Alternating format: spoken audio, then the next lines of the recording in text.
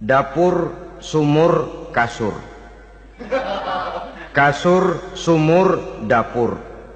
Seolah-olah wanita terpaut dengan 3 itu tadi. Seolah-olah wanita tidak bisa berbuat lebih banyak daripada itu. Bahkan di tengah masyarakat jahiliyah, bayi perempuan mendatangkan aib sehingga mereka lalu dikubur hidup-hidup. Maka datang Islam dengan tegas mencanangkan satu revolusi yang mengangkat harkat dan martabat kaum wanita. Nabi bersabda, "An-nisa'u imadul bilad, iza saluhat saluhal bilad, wa iza fasadat fasadal bilad." Wanita adalah tiang negara. Jikalau baik wanita, baiklah negara. Jikalau rusak wanita, hancurlah negara. Dalam berbagai ayat Al-Quranul Karim menjelaskan tentang wanita dan peranannya. Al-Quran bercerita tentang Siti Hawa. Al-Quran bercerita tentang anak perempuan Nabi Adam, Iklimah dan Labuda, yang menyebabkan Habil dan Qabil saling berbunuh-bunuhan. Al-Quran menceritakan bagaimana ibunya Nabi Musa mendapat wahyu untuk menghanyutkan anaknya di hilir sungai Nil. Al-Quran bercerita tentang Siti Maryam, ibu daripada Nabi Isa.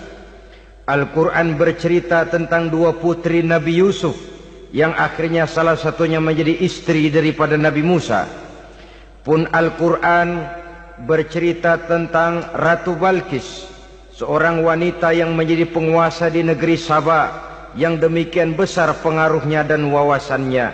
Dan banyak lagi Al-Quran menceritakan keadaan kaum wanita, sampai-sampai dalam Al-Quran ada satu surah yang dinamakan surah An-Nisa. Ini seluruhnya berarti bahwa Al-Quran telah menempatkan kaum wanita dalam satu posisi yang mulia dan terpuji. Al-Quran memberikan emansipasi, bahwa wanita berhak mengejar kemajuan sebagaimana halnya kaum laki-laki. Tetapi sungguh pun demikian, Al-Quran tetap memberikan batasan-batasan sepanjang emansipasi itu tidak bertentangan dengan kodrat kewanitaan itu sendiri. Kalau persamaan dan kemajuan, kalau emansipasi dan hak asasi sudah tidak sesuai lagi dengan kodrat kewanitaan, pada akhirnya bukan mengangkat harkat dan martabat kaum wanita, justru malah merendahkan derajat dan martabat kaum wanita itu sendiri. Seperti sebagian besar wanita ini, mereka berteriak menuntut tentang persamaan hak, tapi mereka melupa apa batasan daripada persamaan hak itu sendiri. Sesungguhnya Islam dengan segala konsepsinya yang mengangkat martabat kaum wanita itu, memberikan keleluasaan kepada kaum wanita untuk maju bersama laki-laki sepanjang tidak menginjak-injak kodrat kewanitaan itu sendiri. Kalau sudah sampai kepada menginjak kodrat kewanitaan, maka akan merendahkan martabat kaum wanita. Sebab apa?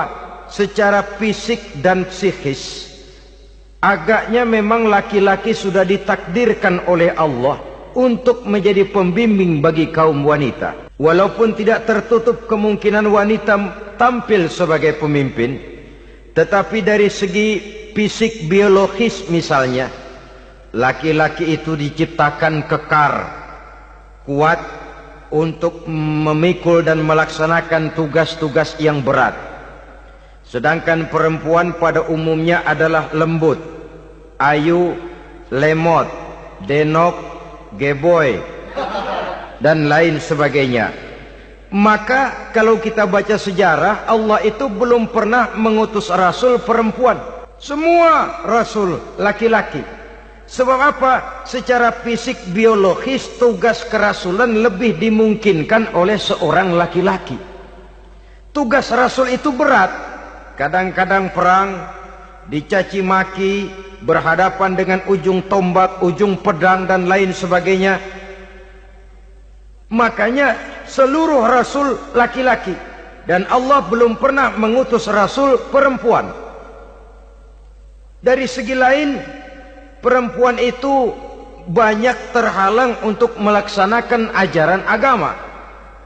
Misalnya 1 minggu dalam sebulan perempuan itu terkena cuti khusus, mengalami masa menstruasi, tidak sholat, tidak puasa, tidak melaksanakan ajaran agama yang tidak dibolehkan pada saat menstruasi itu. Kalau ada rasul perempuan, lalu saat malaikat akan menyampaikan wahyu, kebetulan rasulnya sedang wah, itu bisa balik-balik lagi malaikat Jibril ke langit itu. Mau turun nyampein wahyu, balik lagi ke atas, ditegur, kenapa balik lagi Jibril? Rasulnya lagi head.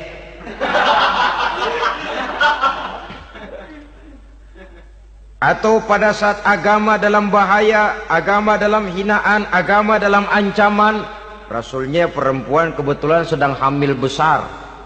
Apa lalu perang ditunda? Pengumuman perang ditunda saja sampai rasul melahirkan.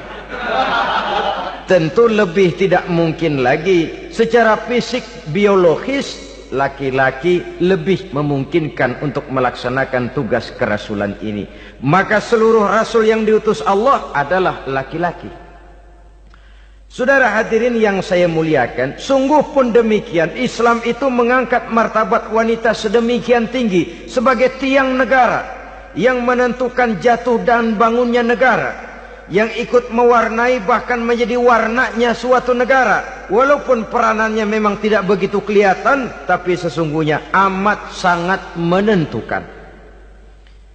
Oleh karenanya, secara umum, emansipasi yang digariskan oleh Islam, emansipasi yang tidak bertentangan dengan kodrat kewanitaan di berbagai aspek kehidupan. Kalau sekarang emansipasi ini kelihatannya sudah salah pasang, salah kaprah. Bahkan belum lama kita menyaksikan bagaimana ada binaragawati. Di zaman sekarang perempuan sudah mulai angkat besi. Saya mulai mikir kalau perempuan sudah pada angkat besi, ini sudah tanda suaminya udah dekat dibanting-bantingin ini. Tahun-tahun mendatang mungkin akan menyusul perempuan mulai narik beca.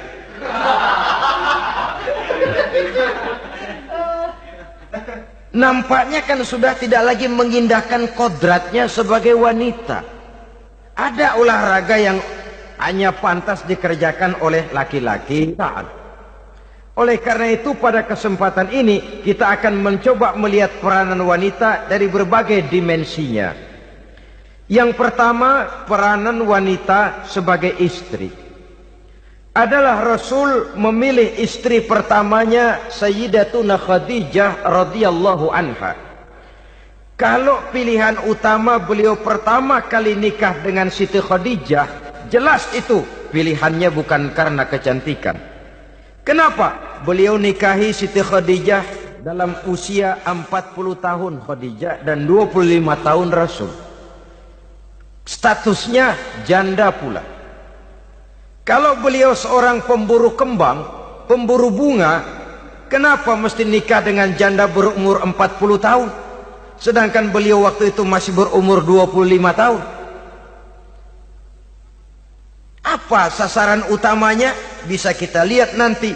Setelah beliau diangkat menjadi Rasul, ternyata Khadijah lebih daripada seorang istri, beliau masuk ke dalam staf Nabi. Orang lain beliau belum beriman, beliau malah beriman lebih dahulu sebagai perempuan pertama yang masuk Islam. Orang lain memusuhi Nabi, beliau malah mengorbankan hartanya untuk membantu perjuangan Nabi. Istri setia semacam ini, dengan peranannya sebagai istri yang sedemikian rupa, memberikan andil yang sangat besar bagi kesuksesan dan keberhasilan seorang suami.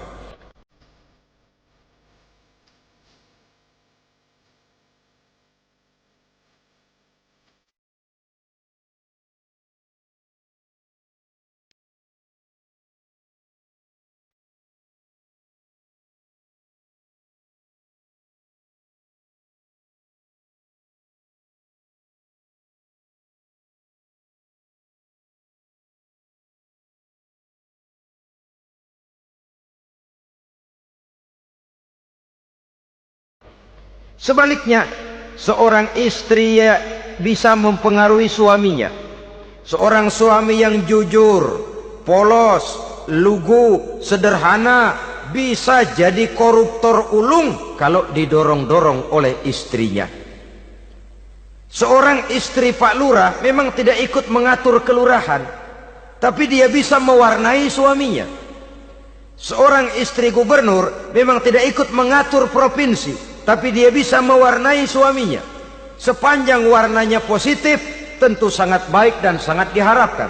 Tetapi kalau warnanya negatif, kiamatlah akibatnya umat ini. Oleh sebab itu, peran pertama dari kaum wanita sesungguhnya adalah sebagai istri yang mendampingi suami untuk mengolah dan melaksanakan tugas-tugas besar. Dari seorang yang paling kecil sampai kepada seorang yang punya jabatan paling tinggi sekalipun, pengaruh dan peranan istri memang sangat menentukan. Saudara hadirin kaum muslimin rahimakumullah. Itulah sebabnya Nabi menikah dengan Siti Khadijah. Dan lebih dari itu, sebelum menikah dengan Nabi, Siti Khadijah itu sudah terkenal sebagai pengusaha wanita, business girl kalau bahasa sekarang ini. Bahkan jaringan-jaringan bisnisnya tidak hanya Mekah saja, tidak hanya antar kota, bahkan sudah antar negara, dari Mekah ke Syam, dari Mekah ke Madinah dan lain sebagainya, yang bahkan kita tahu Rasul pada mulanya pun ikut membantu perdagangannya Siti Khadijah radhiyallahu anha ini.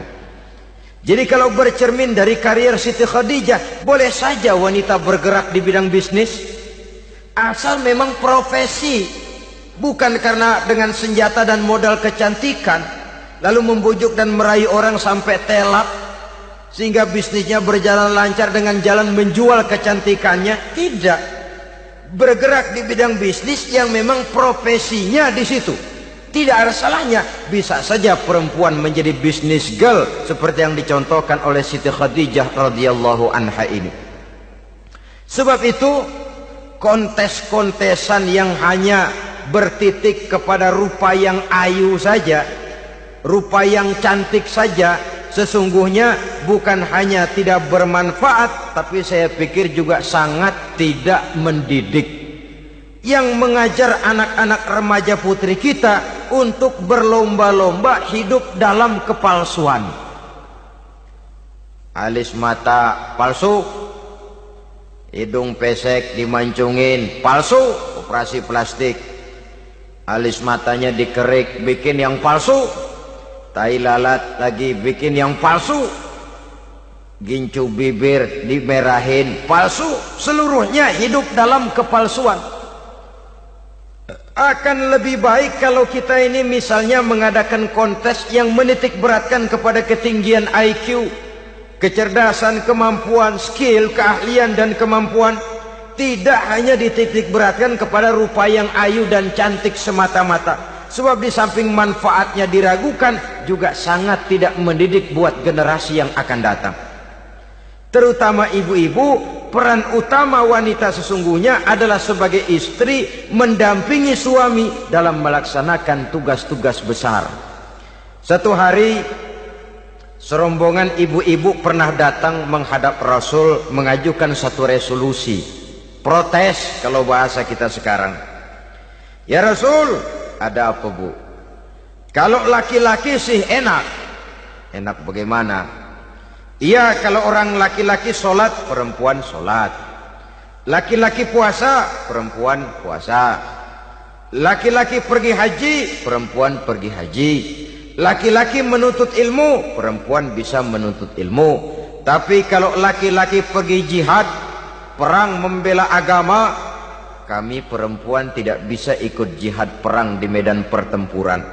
Padahal pahala jihad sangat besar dan kami ingin mendapat pahala jihad. Tidak adil kalau begini ya Rasul, izinkan kami pergi jihad. Ini perempuan di zaman Rasul, kalau ada kebaikan tidak bisa ikut, rasanya rugi bukan main, lalu protes.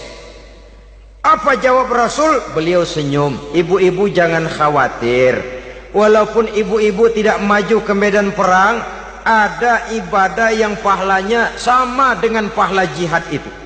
Apa ya Rasul? Beliau menjawab, jihadukunna fi baitikunna. Jihadnya ibu-ibu, jihadnya kaum wanita adalah di rumah tangganya sebagai istri. Memasak makanan suaminya, mencuci pakaian istrinya, mengasuh, merawat dan membesarkan anak-anaknya, itu seluruhnya bagian daripada ibadah yang pahalanya tidak kurang dengan pahala jihad. Kenapa?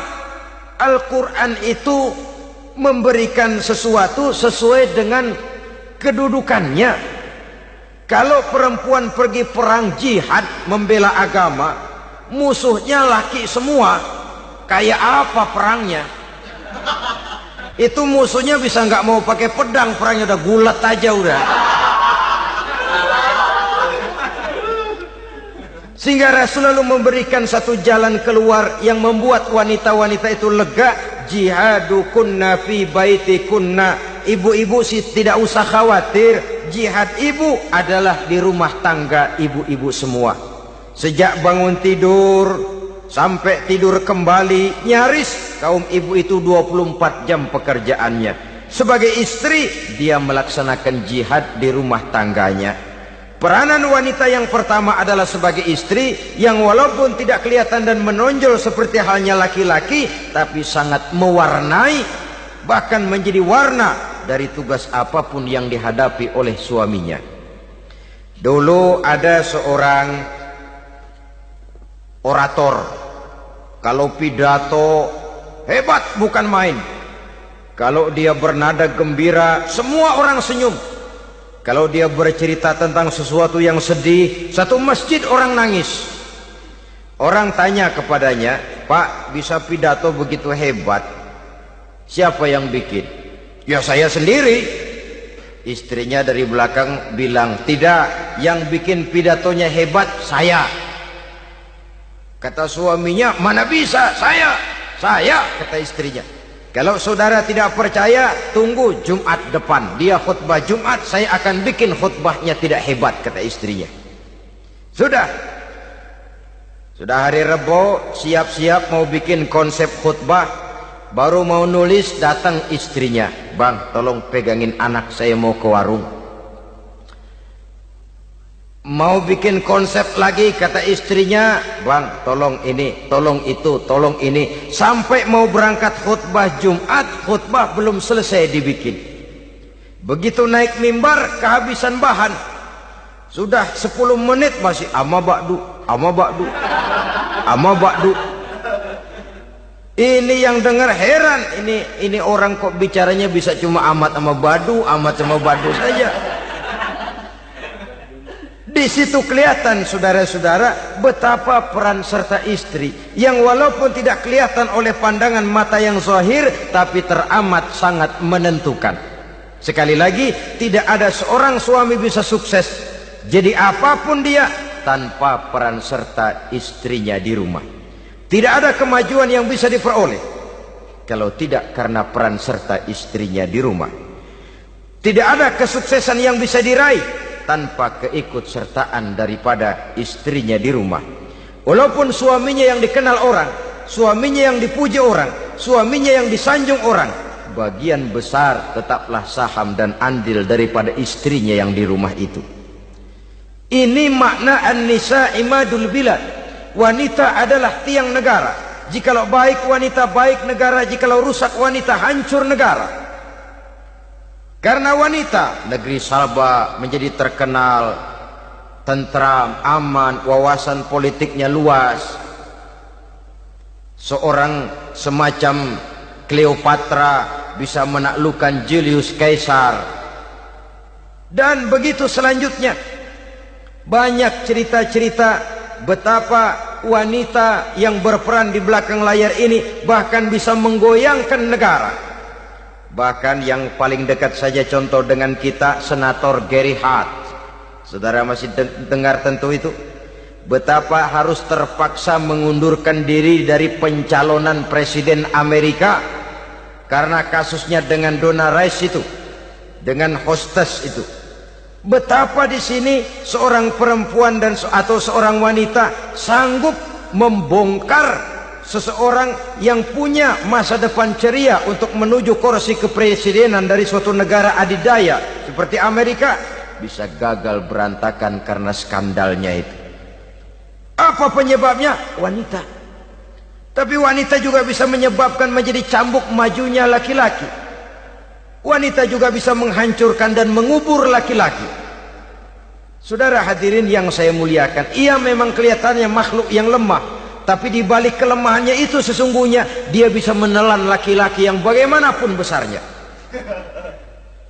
Saudara-saudara kaum muslimin rahimakumullah, terutama ibu-ibu yang saya hormati, jadi peranan yang pertama wanita sebagai seorang istri. Yang kedua, wanita sebagai ibu. Ini juga sangat besar pengaruhnya dalam membentuk generasi masa yang akan datang. Bapak, oleh karena kesibukan tugasnya, tentu lebih banyak di luar rumah. Yang nyaris 24 jam di rumah itu ibu. Bagaimana dia merawat anaknya, bagaimana dia menaruh perhatian terhadap anaknya, bagaimana ia melimpahkan kasih sayang kepada anak-anaknya, akan membentuk kepribadian anak dan artinya membentuk generasi yang akan datang. Kalau seorang ibu sudah cuek-cuek saja kepada anaknya, padahal Quran mengatakan al-jannatu tahta aqdamil ummahat, surga di bawah telapak kaki ibu. Hadis ini bisa kita artikan macam-macam. Pertama, anak tidak akan mendapat kebahagiaan tanpa ridho daripada ibunya. Kedua, ibu adalah wanita agung yang harus ditaati. Ketiga, neraka atau surga anak bergantung kepada ibu, bagaimana dia mewarnai anak. Kalau ibunya cuek-cuek saja sama anaknya, dan sering jadi contoh klasik, kalau anak ayamnya beduk maghrib belum pulang, satu RT dicariin, hansip diundang, kalau perlu dan ramil dilaporin. Tapi kalau anak gadisnya jam 12 tengah malam belum pulang, ibu tenang-tenang saja, Pak. Tidak tergerak dan tidak tertarik hatinya. Ya tentu tidak semua. Kalau sudah begitu, bukankah hakikatnya ibu sudah menciptakan neraka buat anaknya sendiri? Khalil Gibran dalam satu tamsil yang indah pernah mengatakan, kalau kita diberikan sebutir mutiara, sebutir intan, dan intan itu sebutirnya sebesar telur ayam, benda yang sangat langka dan berharga, tentu kita sayang intan atau mutiara itu. Kita jaga baik-baik, kita simpan dalam kotak, kotaknya kita kunci, kotak itu kita simpan di dalam lemari, lemarinya kita kunci lagi, lemarinya ada di dalam kamar, kamarnya pakai pintu, pintunya kita kunci lagi, kamar itu ada dalam rumah, rumahnya pakai pintu, dikunci lagi, kemudian rumahnya pakai pintu gerbang besar, gerbangnya juga digembok lagi. Untuk menjaga intan itu jangan sampai hilang, begitu usaha kita berlapis-lapis. Dan intan itu sudah diberikan kepada kita, kata Khalil Gibran. Apa dia? Anak-anak yang diamanahkan Allah kepada kita. Itu intan-intan mahal, itu mutiara-mutiara pilihan yang dititipkan dan diamanahkan untuk kita jaga sebaik-baiknya. Haruskah dia sia-sia di tangan kita? Haruskah dia merana jatuh di tangan ibu yang tidak punya tanggung jawab? Saudara hadirin yang saya muliakan, oleh karenanya peranan sebagai ibu ini sangat menentukan bagi pembentukan generasi yang akan datang. Salah ibu mengarahkan anak, akan lahir generasi mendatang yang tidak kita harapkan. Sehingga Nabi bersabda, kullu mauludin yuladu 'alal fitrah fa abawaihi yuhawwidanihi aw yunassiranihi aw yumajjisanihi. Setiap bayi dilahirkan dalam keadaan suci, setiap bayi dilahirkan dalam keadaan bersih, tidak punya dosa. Islam tidak mengenal dosa warisan. Semua saja bayi lahir dalam keadaan suci dan bersih. Kalau demikian lalu bagaimana? Kata Nabi, ibu bapaknya lah yang kelak akan menjadikan anak itu sebagai Yahudi, yang kelak menjadikan itu anak itu sebagai Nasrani, atau menjadikan anak itu sebagai Majusi. Ibu bapaknya yang mewarnai anak. Ibaratnya anak itu kertas putih, mau ditulis tinta hijau warnanya hijau, mau ditulis tinta merah warnanya merah, mau ditulis tinta hitam pun warnanya hitam.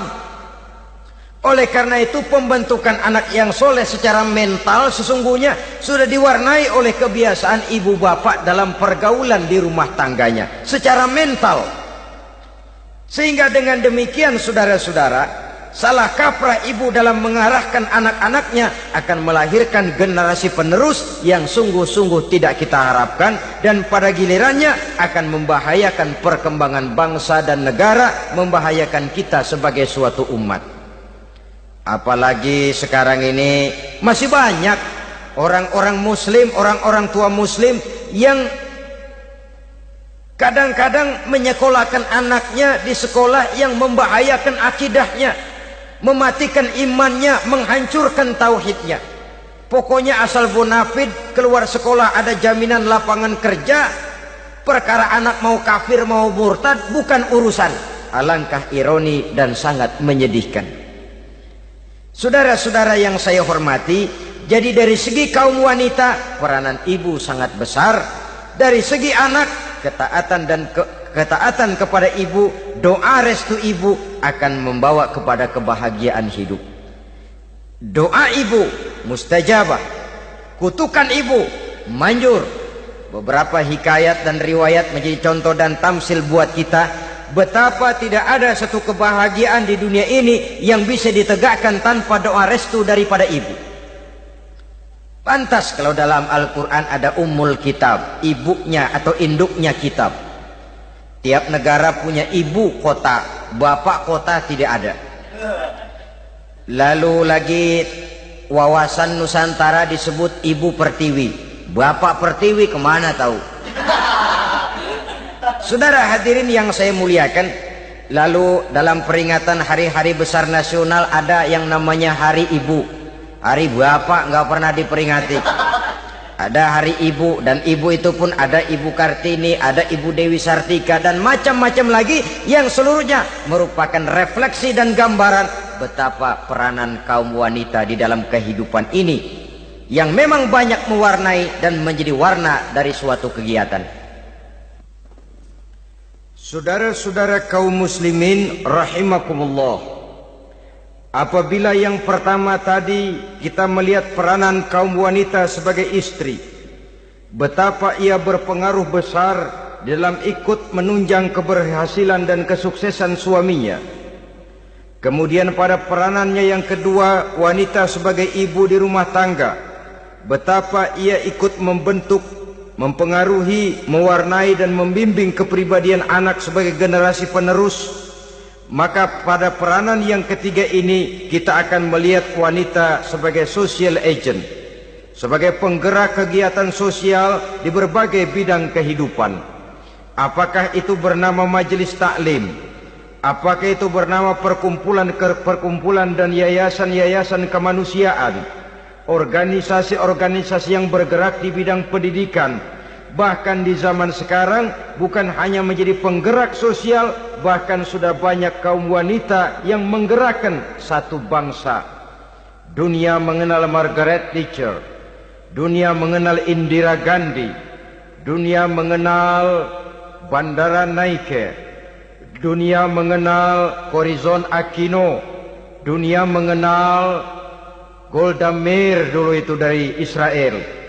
Dunia mengenal Imelda Marcos yang ambisius, tapi yang kemudian melangkah kepada jalan yang negatif dari tujuan semula. Ini bukan hanya sekedar social agent, tapi bahkan sudah mengarah kepada menggerakkan dan mewarnai suatu bangsa. Islam membuka pintu ke arah itu. Wanita duduk dan berfungsi sebagai social agent, mengurus berbagai macam perkumpulan yang bertujuan kepada kebajikan, menyantuni yatim piatu, memelihara kesehatan, menyayangi binatang, memelihara kelestarian lingkungan dan lain sebagainya. Islam membukakan pintu sepanjang peranan sebagai istri dan sebagai ibu tidak diabaikan. Ini sebab yang utama. Salah seorang perempuan, kaum wanita, kalau terlalu aktif berorganisasi, terlalu aktif bermasyarakat, terlalu aktif dalam berbagai macam perkumpulan, lalu melupakan tugas utamanya sebagai istri dari suaminya, sebagai ibu dari anak-anaknya. Ibu asik rapat sana, rapat sini. Anak tidak pernah diajak rapat, akhirnya si anak bikin perkumpulan sendiri, rapat menurut versi mereka. Sehingga akibatnya yang timbul anak merasa kurang diperhatikan oleh ibunya. Ngaji bagus, tapi kalau sepanjang hari ngaji saja, suami pulang mau makan tidak ada makanan, mau berganti pakaian belum lagi diteriska pakaiannya, tentu ini melupakan fungsi yang utama. Kegiatan sosial, kegiatan di organisasi adalah jadwal kegiatan setelah fungsi sebagai istri dari suami, sebagai ibu dari anak-anak dilaksanakan dengan sebaik-baiknya. Bukan tidak baik ngaji, kalau dari ngaji ke ngaji saja. Bangun tidur ngaji, jam 7 ngaji, berangkat jam 11. Sholat zuhur berangkat ngaji lagi, pulang sore, malam ngaji lagi. Suami tidak terurus, anak-anak pun terbengkalai, rusaklah rumah tangga. Dan bukankah satu bangsa terdiri dari satu tatanan masyarakat, dan tatanan masyarakat yang paling kecil bernama keluarga. Keluarga merupakan unit dari masyarakat, unit yang terkecil, dan keluarga terdiri dari pribadi-pribadi yang merupakan bapak, ibu, dan anak-anak. Sehingga masyarakat bangsa yang baik terdiri dari masyarakat yang baik. Masyarakat yang baik tersusun dari keluarga-keluarga yang baik, dan keluarga yang baik akan muncul dari pribadi dan individu yang baik. Pribadi dan individu yang baik yang sadar mana kewajiban yang primer, mana kewajiban yang sekunder.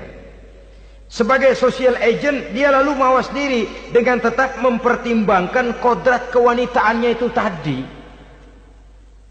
Saya ikut prihatin kalau ada perempuan main sepak bola. Dan saya yakin betul kalau perempuan main sepak bola, yang nonton pasti bukan nonton bola. Ya mungkin bola juga, tapi bola yang mana?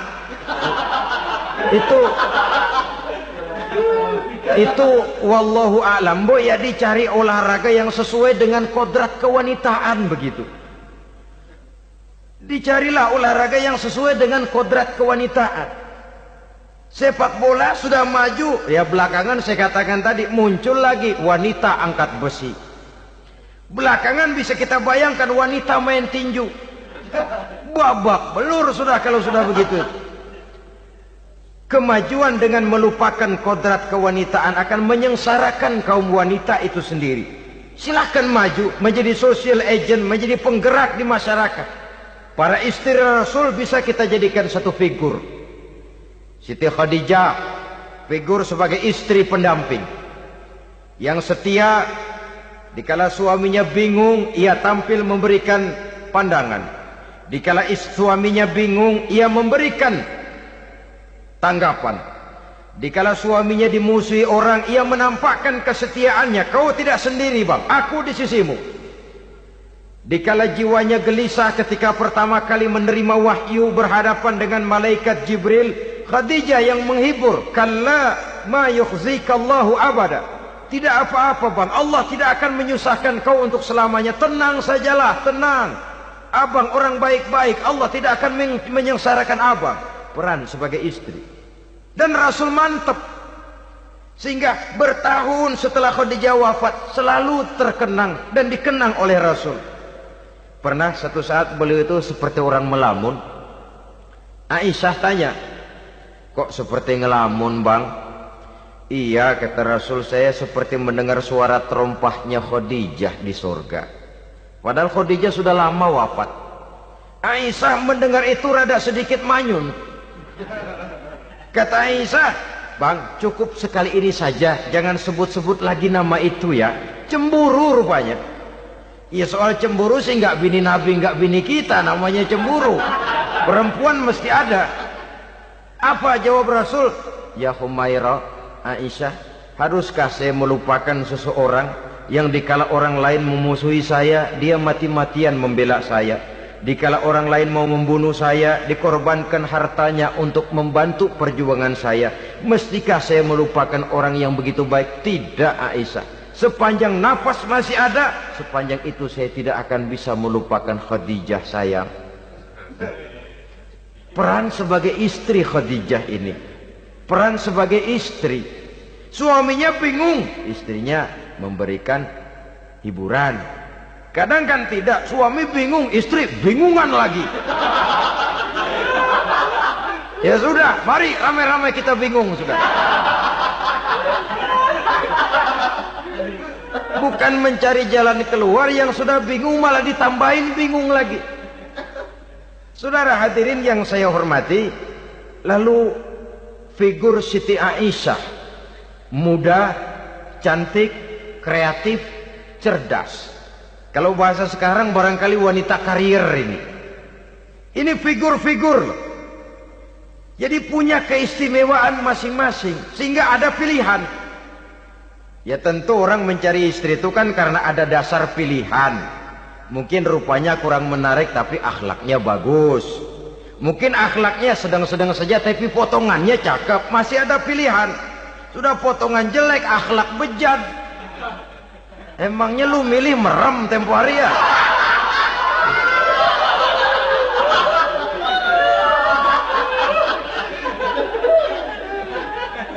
Sudah nggak ada pilihan apa-apa.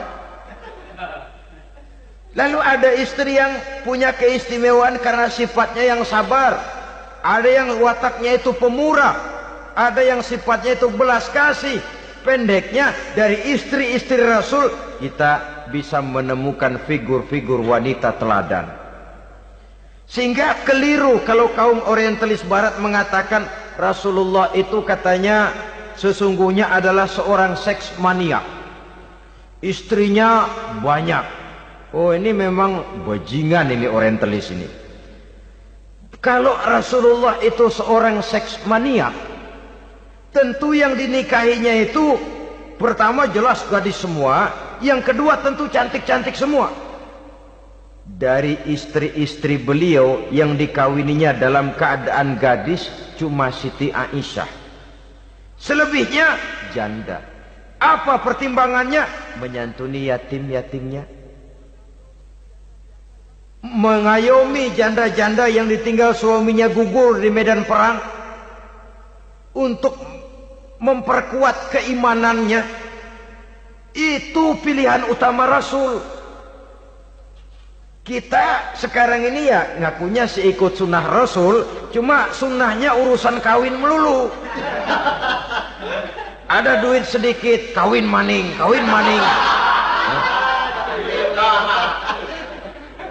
Ditanya orang kenapa kawin melulu, sih mas sunnah Rasul. Bukan main. Kalau sudah urusan kawin pahlawan betul sunnah Rasul. Padahal kawin lagi dalam Islam itu sungguh pun boleh, tapi tidak diperintah. Tidak diperintah, memang cuma boleh. Itu kalau dalam pesawat itu cuma semacam emergency exit lah ya. Yang tidak boleh sembarang waktu bisa dibuka. Kalau memang sanggup berlaku adil, tafadhol. Kalau tidak, satu juga nggak habis. Lagian saya kira perempuan itu kan cuma perbedaan rupa saja, perbedaan selera saja. Seperti singkong dengan sate, bedanya kan cuma di tenggorokan. Kalau sudah masuk ke perut, kenyangnya kan sama. Perempuan cuma berbeda dalam selera, rasanya barangkali ya, barangkali.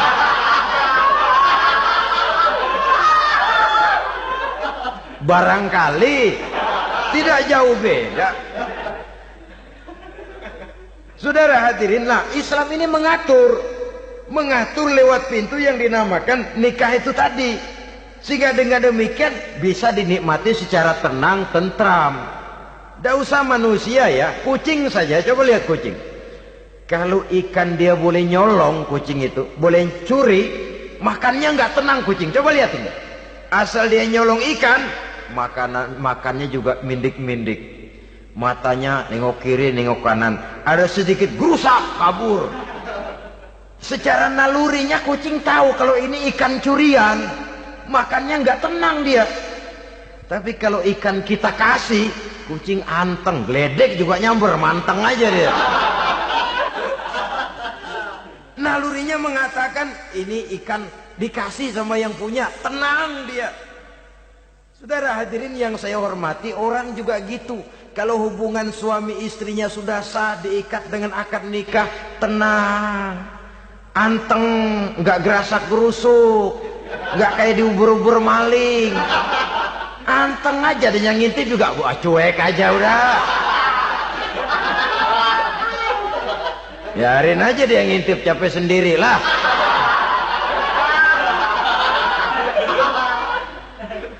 Tapi kalau nyuri-nyuri, coba lihat dah. Mana di kebun banyak nyamuk. Hansip mukul tiang listrik, dia yang bingung. Islam ini sesungguhnya memudahkan jalan, saudara-saudara. Jadi sebagai social agent, wanita bisa berperan untuk itu. Apalagi untuk hal-hal yang menyangkut wawasan kemanusiaan, di mana kaum wanita karena emosinya lebih tinggi daripada kaum laki-laki, dia sangat peka terhadap masalah-masalah yang menyangkut kemanusiaan. Hatinya mudah tergugah, perasaannya cepat terenyuh. Dengan penderitaan dia cepat tergugah. Dia bisa menjadi social agent tanpa harus melupakan fungsi utama sebagai istri dan sebagai ibu dari anak-anaknya, sebagai istri dari suaminya. Saudara hadirin yang saya muliakan, dahulu Al-Quran pernah menceritakan betapa istri-istri pembesar di istana mewah di zaman Nabi Yusuf, kalau istilah sekarang nyonya-nyonya jet set, nyonya-nyonya VIP, betapa mereka mau memporak-porandakan keimanan seorang pemuda seperti halnya Nabi Yusuf alaihi salam. Dan Nabi Yusuf kemudian ternyata tidak mau jadi gigolo yang kerjanya hanya menyenangkan wanita-wanita jet set kelas VIP ini tadi. Sesungguhnya ini cuma satu simbol yang kejadiannya bisa saja terjadi pada zaman modern dalam versi dan kondisi yang berbeda. Namun bagaimanapun juga, wanita dengan peranannya sebagai social agent, sebagai penggerak masyarakat, sangat besar pengaruhnya dalam ikut mewarnai perkembangan suatu negara. Seorang suami perlu memberikan dorongan kalau istrinya aktif di bidang sosial, asal dengan catatan saja, fungsi sebagai istri, fungsi sebagai ibu jangan sampai terlantar karenanya. Bahkan saya katakan tadi, di zaman sekarang wanita tidak lagi hanya berfungsi sebagai social agent, bahkan sebagai national agent, penggerak dari satu bangsa. Muncul wanita-wanita yang jadi menteri, yang jadi anggota DPR, bahkan yang jadi kepala desa dan lain sebagainya. Secara umum memang ar-rijal qawwamuna 'alan nisa. Laki-laki adalah pembimbing bagi kaum wanita karena kelebihan fisik biologis, kelebihan kemampuan intelektual dan lain sebagainya.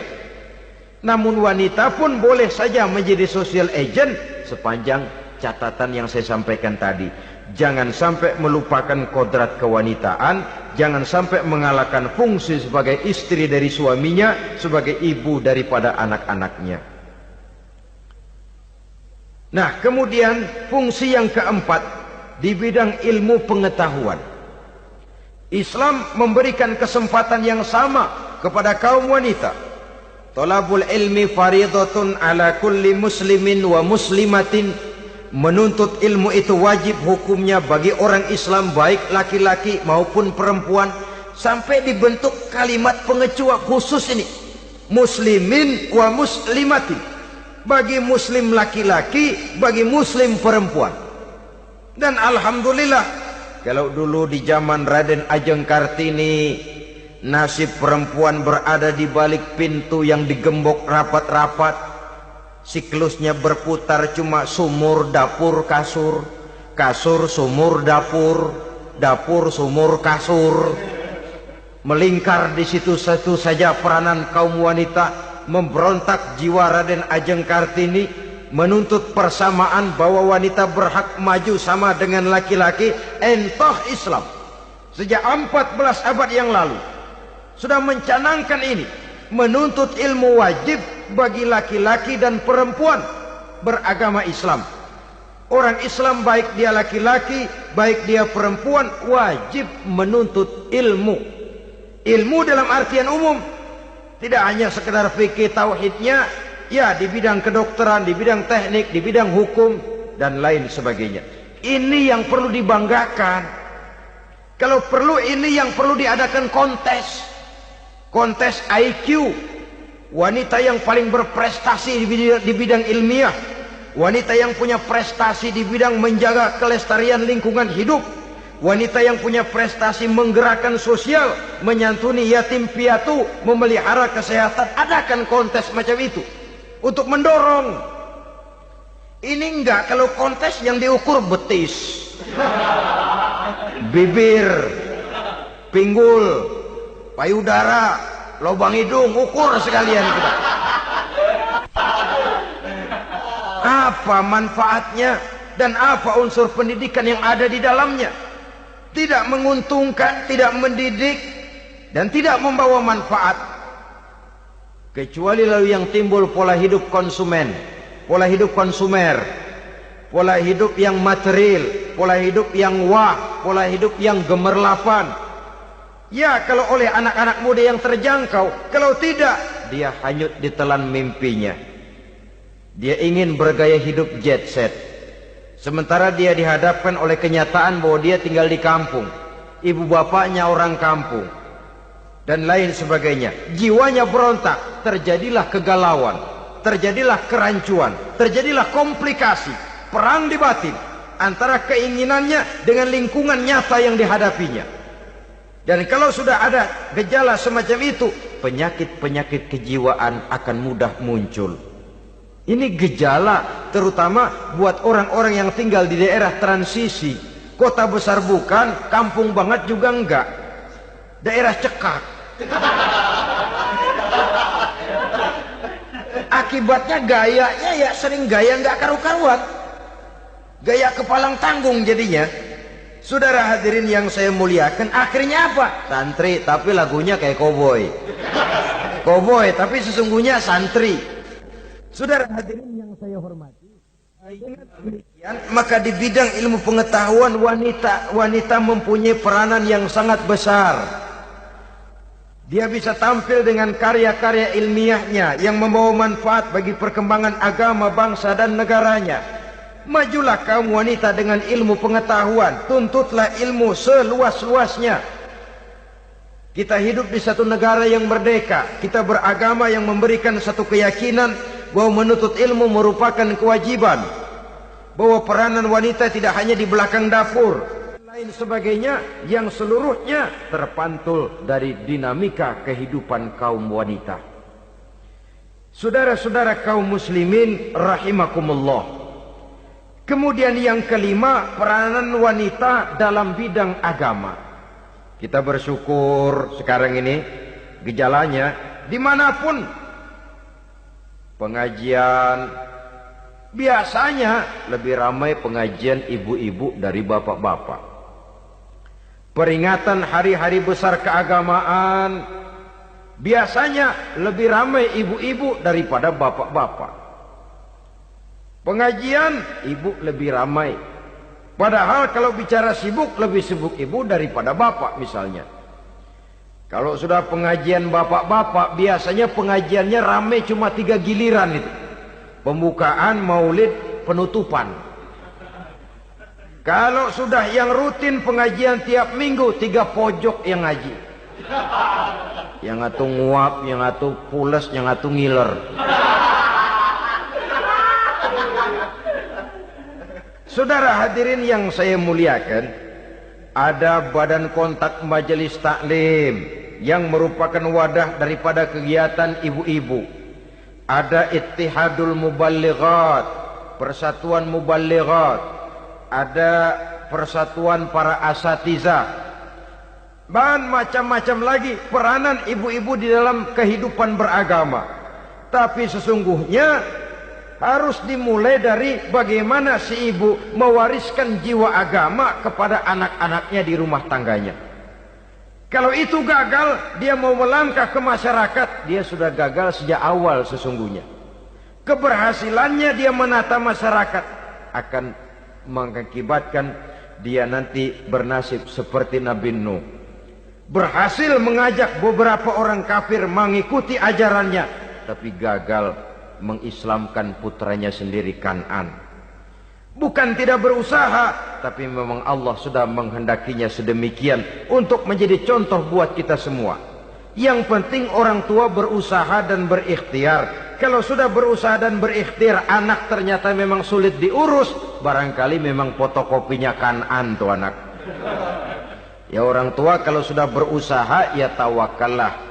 Jangan belum berusaha lalu berkata, jangan anak kita, anak Nabi aja ada yang bengal.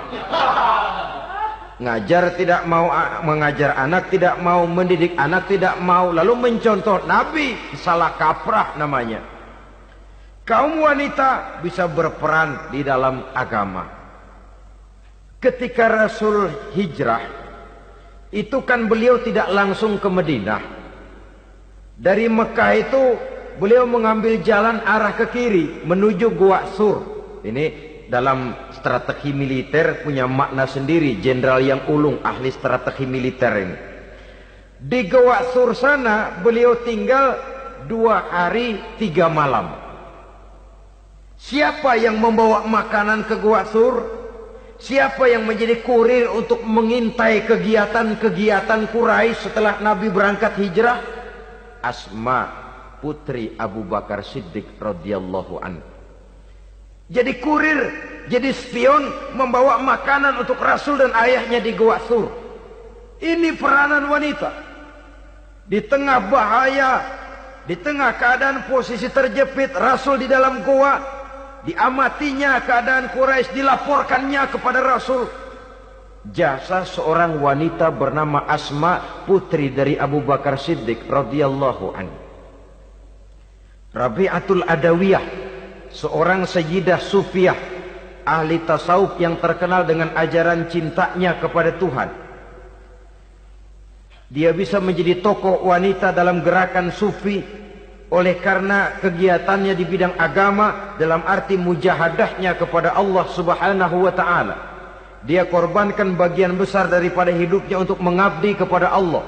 Setelah suaminya meninggal, seumur hidup dia tidak pernah nikah lagi. Bukan tidak cantik, cantik. Bukan tidak ada yang mau, banyak yang meminang. Bahkan diantaranya termasuk Sufyan Tsauri, seorang tokoh juga, pernah mencoba meminang beliau. Kata Sufyan, Rabi'ah, bagaimana? Kamu kan janda? Iya. Lalu, saya kan duda. Jadi bagaimana? Daripada kita masing-masing sendiri-sendiri kan lebih baik kita join. Maksud kamu apa? Saya mau meminang kamu. Boleh? Tapi mas kawinnya saya minta engkau jawab 4 pertanyaan saya. Kalau bisa, diri saya seutuhnya saya berikan kepada kamu. Kalau tidak, tidak usah saja. In ajabtani fi 4 masail fa ana laka. Kalau engkau sanggup menjawab 4 pertanyaan saya, seluruh diri saya bulat-bulat saya serahkan kepada kamu. Yang pertama, Sufyan, semua orang kan bakalan mati. Iya. Ya soal mati sih sama, mati. Cuma hakikat mati kan lain-lain. Ada yang matinya itu husnul khatimah. Mati baik di akhirnya. Lagi ngaji, mati. Lagi baca Quran, mati. Lagi sholat, mati. Lagi dengar ceramah, mati. Lagi sodako, mati. Itu mati-mati yang su'ul khatimah. Ada yang mati itu, mati yang husnul khatimah maksud saya. Ada mati itu yang disebut su'ul khatimah, jelek di penghujungnya. Lagi nyekek botol, mampus. Lagi banting kartu, plak, plak, habis. lagi makan riba, mati. Lagi zina, mati. Lagi nipu, mati. Kira-kira kalau saya nanti mati, su'ul khatimah apa husnul khatimah? Loh, saya nggak tahu, kamu mati saja belum. Tidak bisa kamu jawab, tidak bisa. Yang kedua, setelah mati kita masuk ke alam kubur. Di kubur kita akan dapat nikmat kubur atau azab kubur. Hari itu kira-kira saya dapat nikmat apa dapat azab? Saya tidak tahu. Di padang mahsyar setelah ditimbang kita dapat kitab di tangan kanan kalau baik, di tangan kiri atau dari belakang kalau jahat. Hari itu saya dapat kitab di tangan kiri apa tangan kanan? Saya nggak tahu. Yang keempat, orang akan lewat di atas sirat. Yang selamat sampai surga, yang celaka sampai ke neraka. Kira-kira saya yang selamat apa yang celaka? Wah, kata Sofyan, gua nggak tahu, udah butak dah lempangan itu deh. Kalau kau tidak tahu Sofyan, tidak bisa jawab 4 pertanyaan ini, maaf saja, lamaranmu saya tolak dan saya tidak akan nikah. Ini yang saya khawatir. Maka dia terkenal sebagai Sayyidah Sufiyah, tokoh wanita dalam dunia sufi. Dan artinya wanita bisa berperan banyak dalam bidang agama, sebagai pengasuh majelis taklim, sebagai pengasuh yatim piatu, sebagai gerakan-gerakan keagamaan yang positif dan lain sebagainya. Ini dimungkinkan karena Islam menunjang harkat dan martabat kaum wanita. Maka majulah kaum wanita Islam Indonesia dengan tetap menjaga kodrat kewanitaannya. Inilah yang kita sampaikan pada kesempatan ini. Terima kasih atas segala perhatian. Mohon maaf atas segala kekurangan. Wassalamualaikum warahmatullahi wabarakatuh.